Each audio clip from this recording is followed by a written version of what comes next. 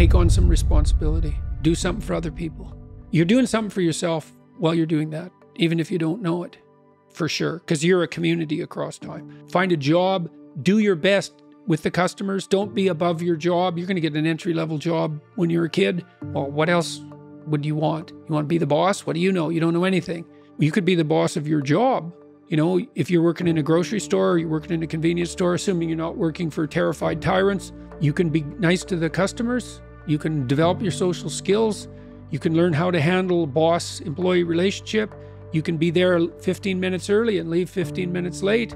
Like, you can learn in an entry-level job, man. And I'll tell you, if you take an entry-level job and you learn, and it's a reasonably decent place, you will not be in an entry-level job for long.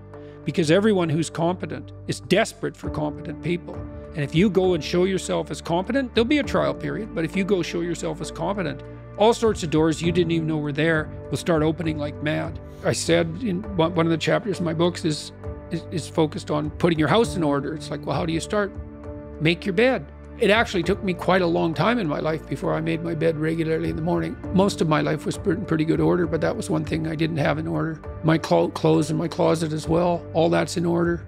Not all of it. I'm cleaning out some drawers right now, but look around and see what bugs you in your room. Just look. It's like, okay, I'm in my room. Do I like this room? No, it bugs me. Okay, why? Well, the paint's peeling there and it's dusty there and the carpet's dirty and that corner's kind of ugly and the light there isn't very good and my clothes closet's a mess, so I don't even like to open it. Okay, that's a lot of problems. That sucks. That's a lot of opportunity. Pick something and fix it. So the rule is pick something that you know would pick a problem. Pick a solution to it that you know would help, that you could do, that you would do. So you have to negotiate with yourself. It's like, well, I won't clean up this room. How do you know? I've been in here for 10 years and I've never cleaned it up. It's like, well, obviously that's too big a dragon for you. Would you clean one drawer? Find out.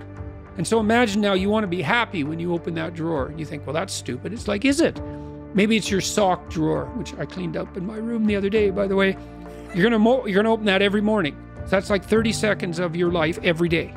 Okay, so that's 3 minutes a week, that's 12 minutes a month, that's 2 hours a year. So maybe your life is made out of, you've got 16 hours a day. Let's figure this out. 12 in an hour, 12 in an hour, 144 in 12 hours. Yeah, let's say 200 5-minute chunks. So you got 200 5-minute chunks and they repeat. A lot of them repeat. So if you get every one of those right, they're trivial, right? Who cares what my sock drawer looks like? It's like, fair enough, man, but that's your life. The things you repeat every day, the mundane things. Think I could get all those mundane things right. That's the game rules. It's like now all the mundane is in place. Now you can play because all the mundane's in place. And this is actually true. So with children, imagine you want your children to play. Well, play is very fragile neurologically. Any competing motivation or emotion will suppress play. So everything has to be in order. Everything has to be a walled garden before the children will play. That's a good way of thinking about it. So you put everything in order and you think, oh my God, now I'm tyrannized by this order. It's like, no, you aren't, not if it's voluntary. And then the order is the precondition for the freedom. And so then all of a sudden you get all these things in order. It's like, oh, look at this. I've got some room to play here. And then maybe you're not depressed. Now it's often not that simple, you know, it's not that simple. Try putting your room in order, perfect order. You know, I thought I did that with my clients a lot. So a lot of them would come home from work, the guys, hey, and their wives would meet them at the door and it'd be a fight right away.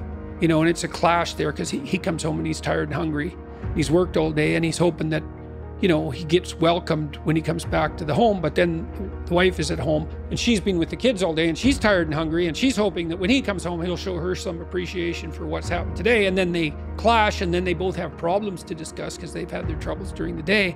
And so then every time they get together, they're not like it's a bit of a fight for 20 minutes and then the whole evening is screwed. And so then you think, okay, here's the deal. It's knock and the door will open. Okay, you get to pick what happens when you come home, but you have to figure out what it is. So now this is the deal.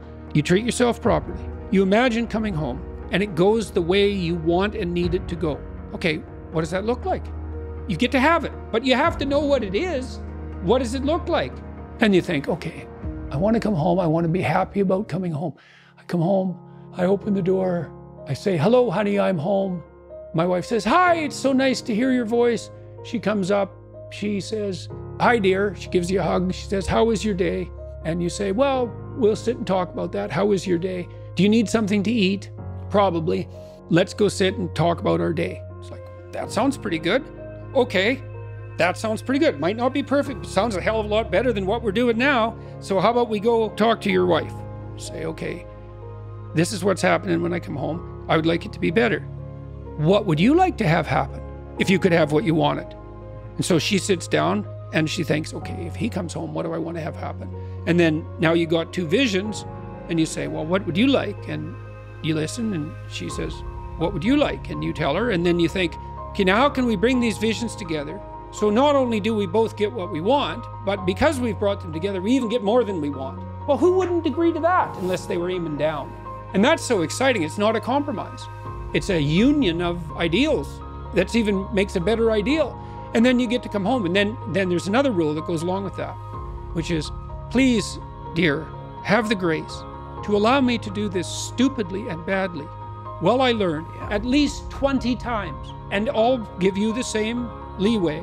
And then we'll practice stupidly for 20 times and we'll talk about it. And then maybe we'll get it right for the next 10,000 times, right?"